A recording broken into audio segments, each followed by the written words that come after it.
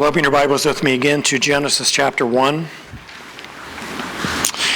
We begin our journey on day 5 today. Taking us 6 weeks to get here. On day 1, God created the heavens and the earth. The earth was shapeless and empty, enveloped in darkness, a depth of water that we can't even begin to imagine. But the Spirit of God was moving over the face of the earth. It was hovering over the earth. On this day, God created light, His glory illuminating the earth that He had created, dispelling the darkness from the night, and He named them darkness and night. On day 2, God separated the water from the water and created the great expanse, or the atmosphere that we have around us today. He named that expanse heaven. On day 3, God gathered the waters into one giant sea and called forth the dry land beneath the water to emerge dry and ready to give birth to the vegetation that He would instruct. Vegetation would cover the earth and provide food for His creation that was yet to come.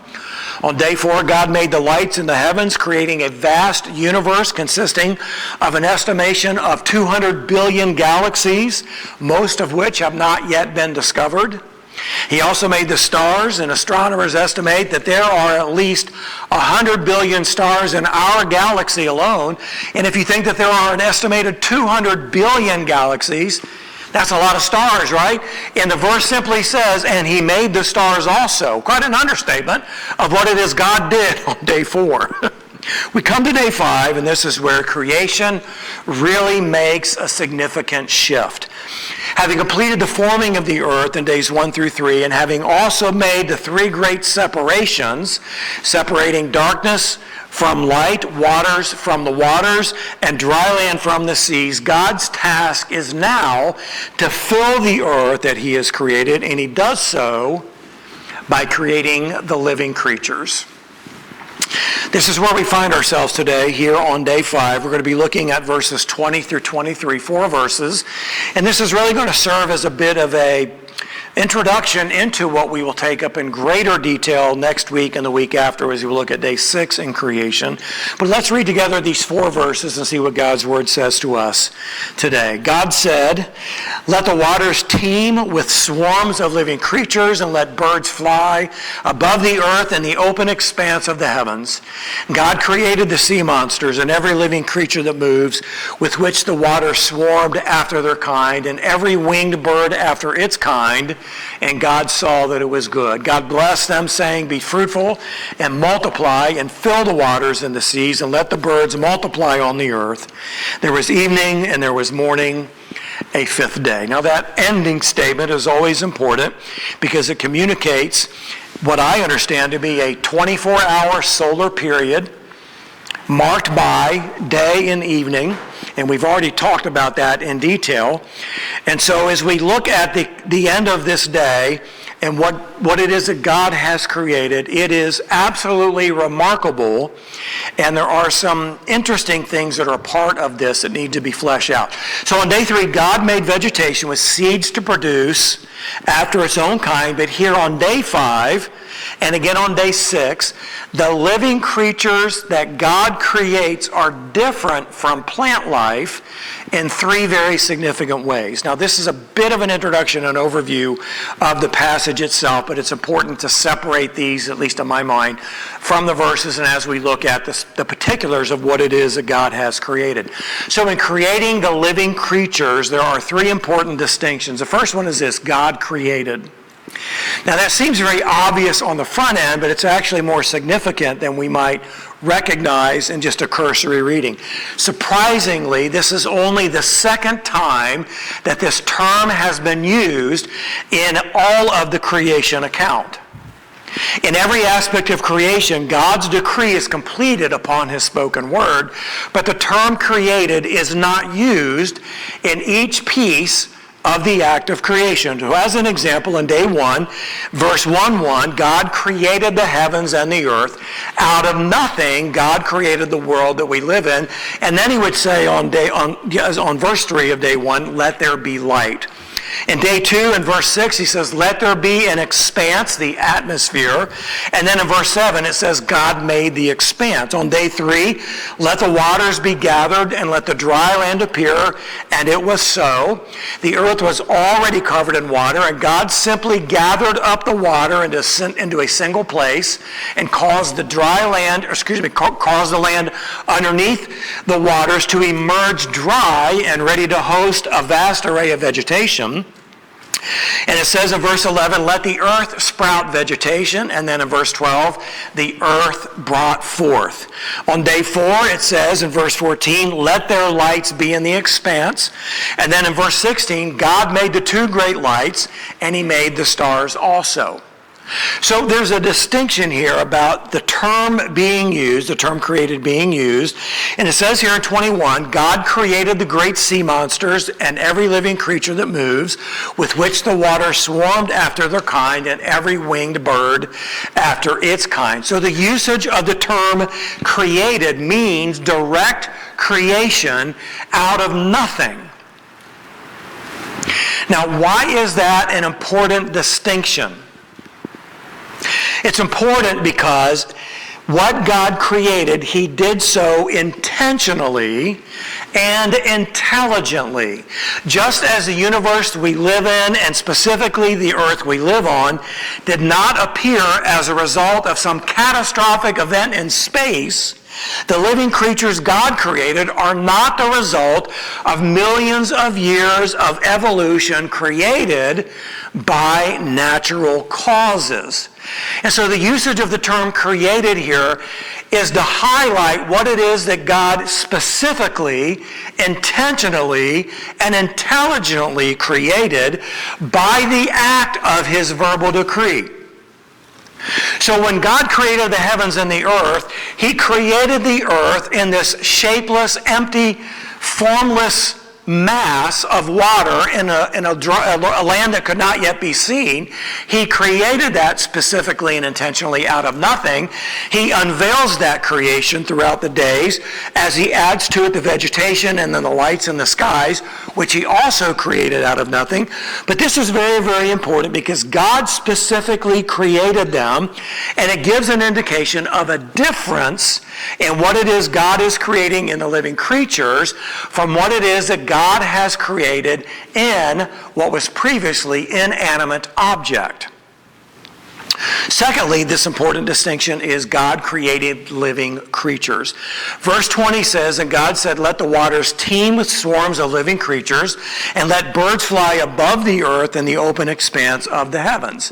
Now, as we go back and look at the vegetation that God created, plants are biological organisms. They have genetic structures, they have their own biological systems, and they have the ability to reproduce after their own kind. But the living creatures on day 5 are quite different. The word creature here that parallels what God created comes from the Hebrew word nephesh, and in the Hebrew that gives an indication of a soul. Now hang on, don't go too far with that yet. So living creatures move, they have a central nervous system, and they have a conscious life. Vegetation, that is not true, although they are biological organisms and they have a genetic structure. They do not have a conscious life. They do not necessarily move like the living creatures do, and they certainly don't have a central nervous system. They don't possess an eternal spirit. We're talking about the living creatures here who have a soul. They don't possess an eternal spirit like man, nor were they created in the image of God like man, but the living creatures are remarkably different from the vast array of vegetation. So as we think about the animal kingdom and the marine life that God has created, they exist with a consciousness of life. Now that's kind of hard for us to really identify with, but the best way that I think that I can expand upon this is very simply this. Many of us have pets, right? We love our pets. We know they move. We know they have a central nervous system. We know they have a consciousness in their life. There is this response that we get from this living creature that makes them feel like family to us, even though they're just animals. They're living creatures created with a life consciousness that we can connect to, that we can find enjoyable. And when our little pets pass away, our hearts are broken. And we immediately run out and get another pet. Right, David? Isn't that what we do? There's something very, very different about the animal kingdom that God has created that is vastly different from the vegetation. Now, many of you have a garden and you have plants in your house, and when they die, you go, oh, the plant died. I wonder what happened. You don't cry. I mean, you don't think about its loss. It's just a plant. But we feel differently about pets. And that's because there is this life consciousness that we can identify with. We'll get this a little bit more in just a moment. Thirdly, the third distinction here is that living creatures procreate.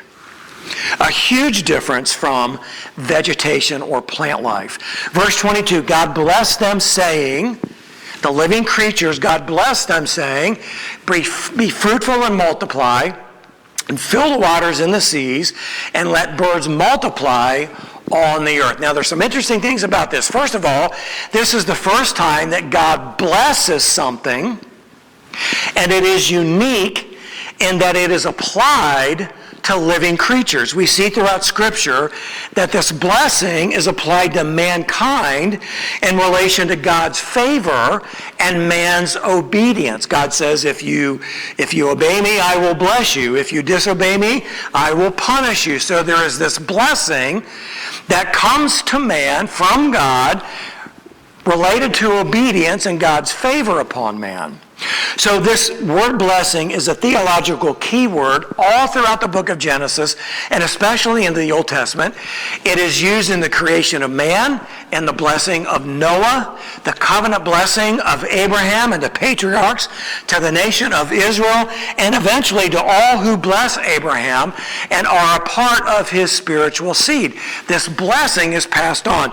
Paul would say in Galatians chapter 3, verses 6 or 9, even so Abraham believed God, and it was reckoned to him as righteousness. Therefore, be sure that it is those who are of faith who are of the sons of Abraham. The Scripture, foreseeing that God would justify the Gentiles by faith, preached the gospel beforehand to Abraham, saying, all the nations will be blessed in you. So then, those who are of faith are blessed with Abraham, the believer.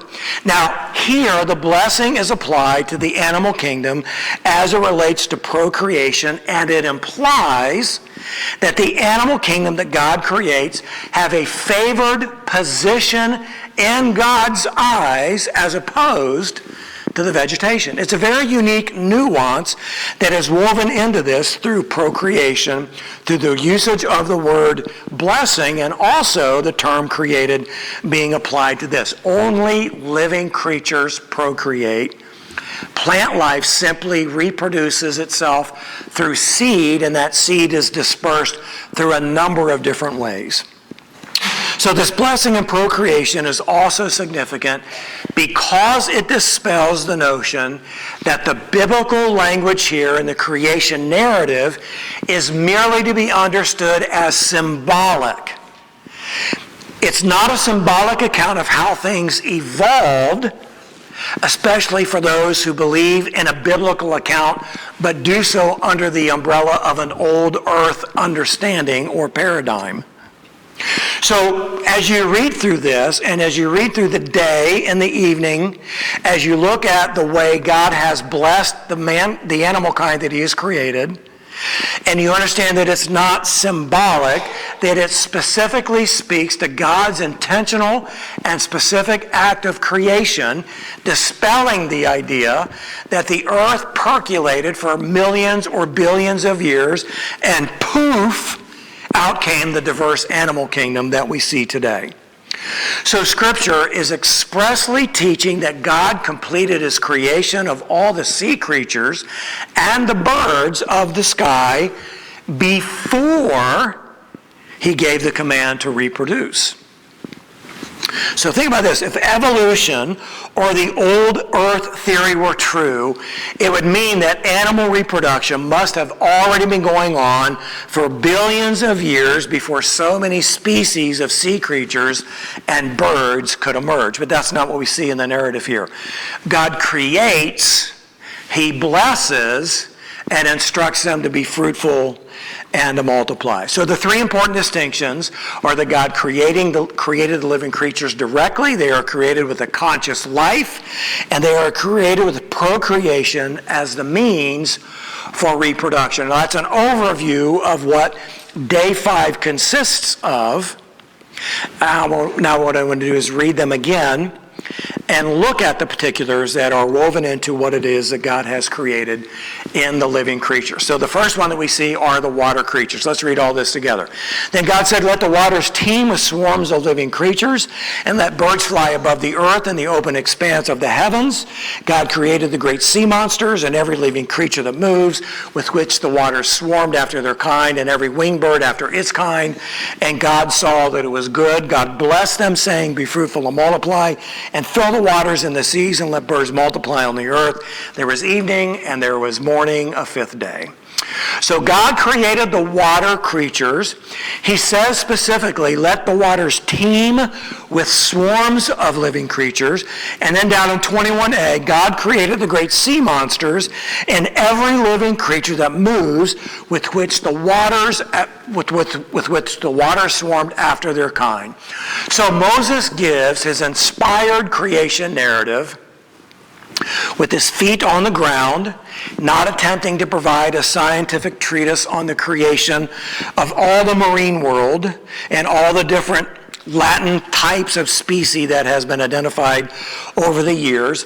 The simplicity of the description does not capture the complexity of the vast variety of what God has actually created in a very simple phrase: swarms of creatures, swarms of living creatures, sea monsters, every living creature that moves.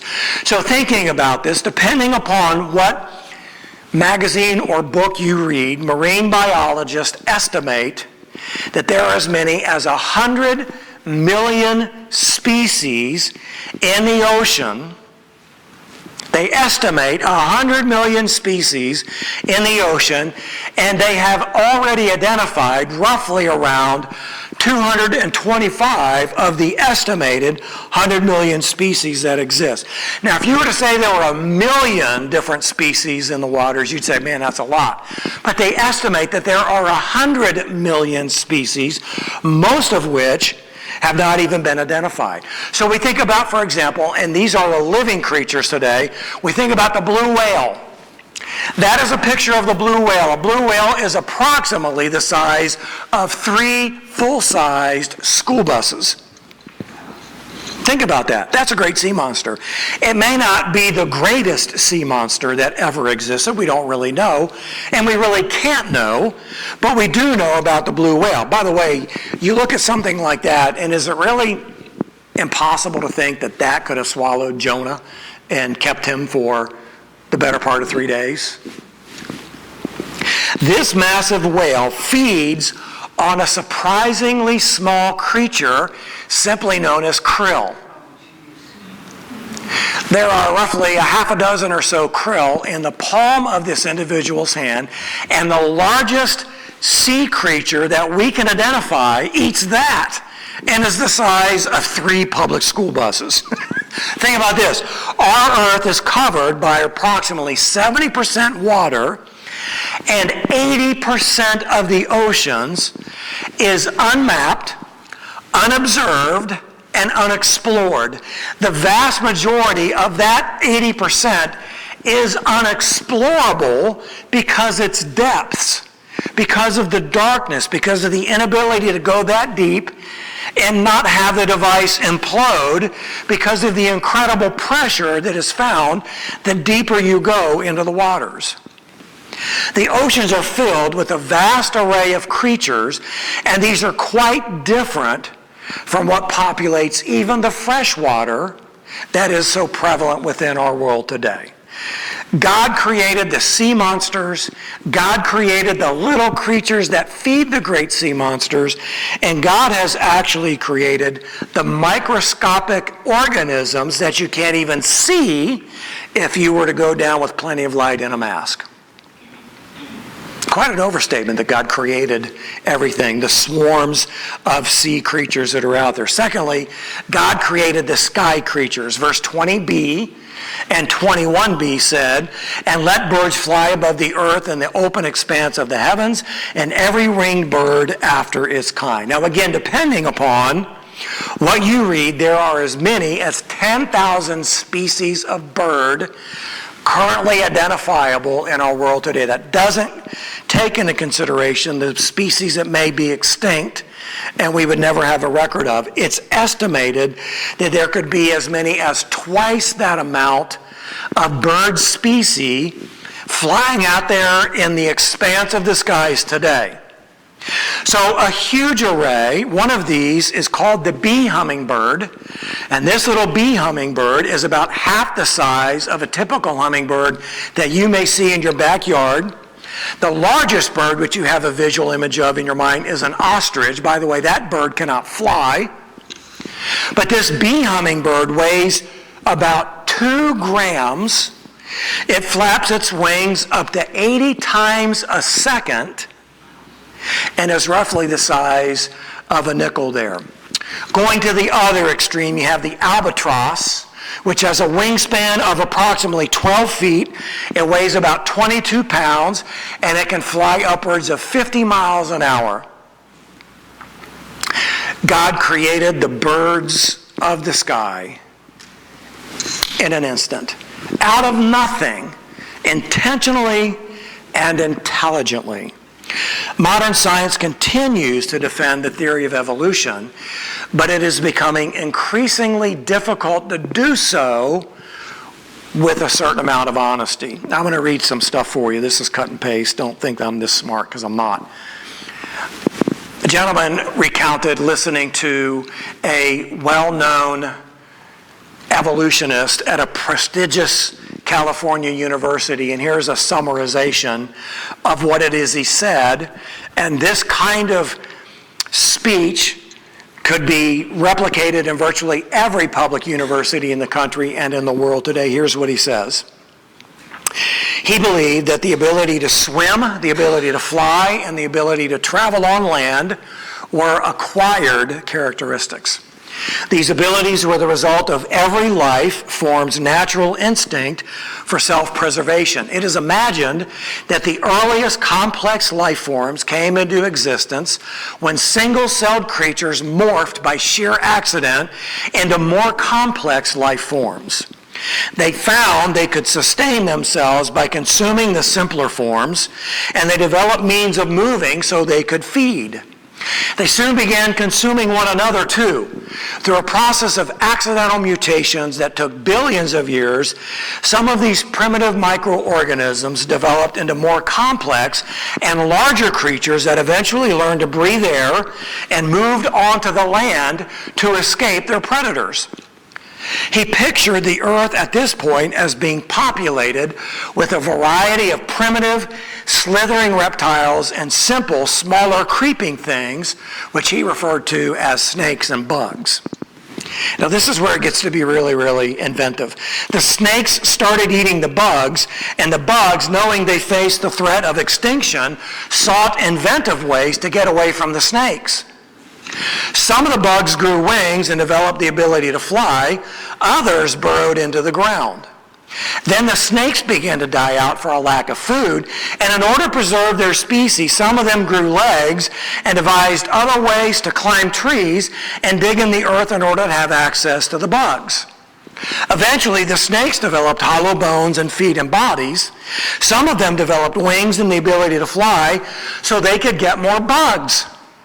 And through similar processes, great families of birds and mammals and other forms of animal life developed, including human life. Now, the question I have is, how were they able to develop these characteristics? Did they have seminars? Did they go to retreats? Did they have a congregation of the smartest and the fastest bugs and snakes and other life forms that were on there? How did they ever say, okay, here's what we need to do. We need to develop wings. So in order to develop wings, this is what I think we ought to do. And maybe they tried that for 1,000 years and they saw that it wasn't working. So they found another method at another Congress. How did they ever do that? How could they possibly, within themselves, develop the ability to adapt into an entirely different species in order to preserve themselves? So here's where this is getting incredibly difficult to defend with a straight face. DNA testing. With DNA testing and genetic testing, this theory is getting embarrassingly difficult to defend. Here's what DNA testing has taught us. Every living thing has a complex genetic code stored in its DNA that determines its fundamental characteristics. DNA contains the information that enables the organism to reproduce, preserve, and repair itself. What an amazing thing takes place inside of a cell through the complex genetic structure that God created. So the genetic structure of every living organism limits that organism to what it is, no more and no less. This is what genetics has taught us. There is no genetic information that can enable an organism to transform itself into something that it is not.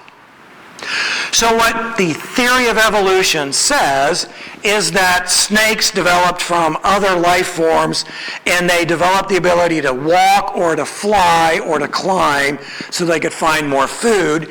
And what evolution says is they changed their complex genetic structure at the molecular DNA level to become something that they were not. A DNA molecule, this is a DNA molecule, one of the largest molecules known to science, consists of two long strands twisted into a double helix and joined by hydrogen bonds. So what you can see here is the twisting.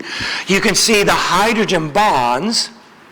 If you could unravel and stretch out, listen to this, if you could unravel and stretch out the DNA in one human cell, it would be more than 5 feet long and only 50 trillionths of an inch wide. You can't see 50 trillionths of an inch. On a good day, you can see a hair, but on a bad day, you can't even see a hair. I was not able to find a comparison of the size of a hair and 50 trillionths of an inch to even show what that might even look like. It's microscopic. Tony would know. It's microscopic on a level that would cause someone to say, well, that's incredible. Think about this. The DNA of a single cell would stretch to 5 feet and in the diameter of a 50 trillionths of an inch. Within the human body, there are 100 trillion cells. And these cells have the ability to repair, to recreate, and to preserve themselves. And that happened accidentally over the course of hundreds of millions of years. How is it possible that something like that could even be? So the genetic information that defines what one is and what one cannot be, where does that information come from? They don't have an answer for that. It just happened. Kind of like, how do you explain the 100 billion galaxies that are out there? Well, they just happened, but where did all the matter come from that enabled them to be there? It was just there. So, it is known that genes sometimes mutate. You may have even heard that. Changes occur in the DNA structure that cause changes in the appearance of creatures. So the question is, could a series of random mutations explain how one species evolves into another? Well, the honest answer to that question is no. Mutations can alter or destroy existing information in an organism's genetic code, but they cannot add new information. You've heard the old saying, a leopard can't change its spots. There's a lot of truth in that, but there is some change that actually can take place within that. We'll talk about that here in just a second. So mutations are genetic mistakes. They can cause a form of evolution known as microevolution, where the characteristics of a species are slightly altered. Different breeds of dogs and different families of horses are product of microevolution. But genetic mistakes cannot explain macroevolution, the theoretical process by which a whole new species is formed. What that basically says is you can't take a species of bug and have its genetic makeup changed so that it's no longer a bug, but now it's a snake. And you can't change the genetic makeup of a snake so there's something now that can fly. You just can't do that. It's scientifically impossible. But this is what the theory of evolution hangs on, is the ability for macroevolution, species change, to actually take place. So while it is easy to understand how a species of insect might, through genetic mutation, lose its wings and its ability to fly, there is no known genetic process that might explain how any species of non-flying creature could develop anything as complex as wings and aerodynamic capability.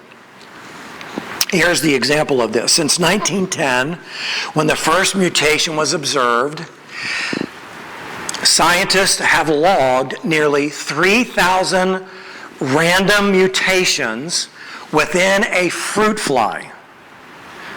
The fruit fly has been studied for over 100 years. It's gone through over 3,000 random mutations, and according to the geneticists, all the mutations are harmful or harmless. None of them produce a more successful fruit fly. What does that tell us? You can't change genetic makeup to have a new species evolve from an existing one. It is genetically impossible, yet that is what the theory of evolution teaches us. Now, we'll talk more about evolution as we get into the next part of creation with the beasts of the field and with man. But let's take a look at two amazing creatures that God created on day 5 when he said, let the waters swarm with living creatures and let the birds be filled, let the skies be filled with birds. This is a picture of a sea cucumber. These are spineless, slug-like sea creatures with 5 rows of tube feet that run lengthwise like the seam of a football. They have a mouth at one end that is surrounded by tentacles.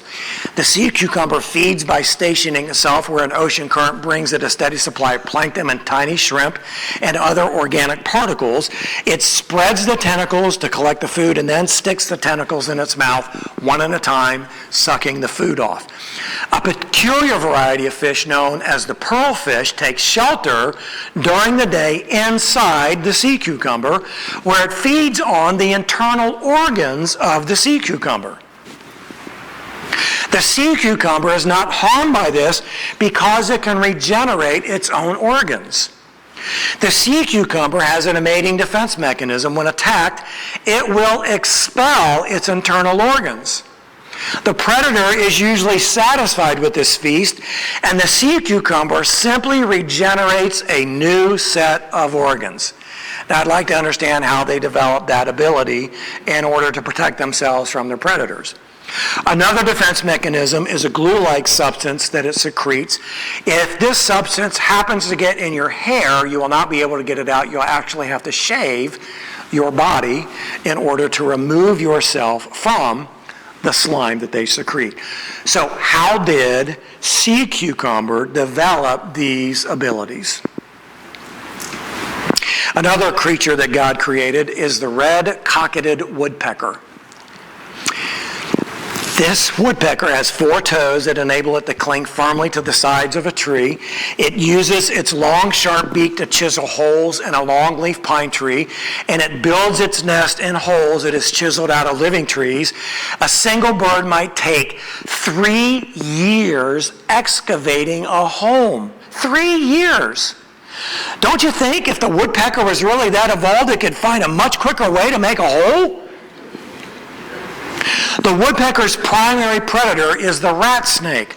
Rat snakes can climb trees, so as a protective measure, the woodpecker drills small holes above and below its nest. Resin seeps from the small holes and oozes down the side of the tree. When the rat snake comes in contact with the resin, its scales get gummy and the snake is unable to climb the tree. That's an interesting feat right there. So in order to keep the sap flowing, the woodpecker must maintain the resin holes on a daily basis. The bird's presence is helpful, not harmful, to the tree because it feeds on insects and carpenter ants, which would eventually destroy the tree. Listen to this. A woodpecker can peck up to 500 times a minute, striking the wood with a tremendous force at a rate of 8 times per second. The bird's beak hits the wood at a speed of about 13 miles an hour, which means the head impacts the tree with more force than you would feel if you ran headfirst into a tree as fast as you could. And he does that 500 times a minute. The woodpecker's head is constructed with a built-in shock-absorbing system that cushions the brain. Those are some pretty smart woodpeckers, or some pretty dumb woodpeckers, depending on how you think about what it is they do. But the reality is, God created them to do this. Listen to this. This is absolutely amazing. Bird migration is another example of the Creator's infinite wisdom. Many birds migrate long distances each year with uncanny precision. Did you know, and we'll talk about this is an Arctic tern, but did you know that when a Canada geese nests, the geese that are produced in that place automatically know where they were birthed, and they will automatically return to that place even if there's no water there? How are they able to do that? Well, the Arctic tern holds the record for the longest migration. They travel from the North Pole to the South Pole and back again every year. It's a round trip of approximately 25,000 miles. Most birds that migrate long distances fly mostly at night, and they do this because they navigate by the stars. Studies have shown that even birds raised entirely indoors can orient themselves properly the first time they see stars. Tests done in planetariums show that birds know which direction to fly, even in an artificial sky, if the stars are properly placed. When the star alignment in the planetarium is incorrect, the birds are confused and they don't know which direction to fly. How is it that birds have acquired this uncanny ability to migrate to the same place season after season after season, and their offspring doing the same thing? How is it that they've developed that ability?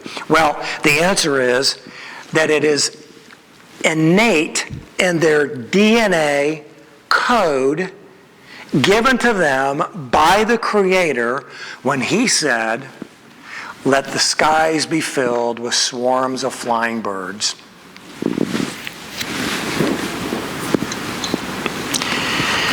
God's creation of living creatures is intelligent and it is intentional. Verse 21 concludes, "And God saw that it was good." Another understatement. God blessed them, saying, "Be fruitful and multiply, and fill the waters and the seas, and let birds multiply on the earth." There was evening and there was morning, a 5th day. I want you to imagine something. I want you to imagine that you're you're a painter, and in your studio you've got 100 easels set up with a canvas, and you would set about to paint 100 different species of creature, whether it be in the water or in the sky or even on the earth. Think about how difficult it would be to create those with no picture image, for them to be accurate. Think about how much time, how much energy, how much effort it would take to do that. And yet God, with the spoken word, in an instant, created it all intelligently and intentionally to display His power and His wisdom, leading up to the penultimate of God's creation, man, created in His image.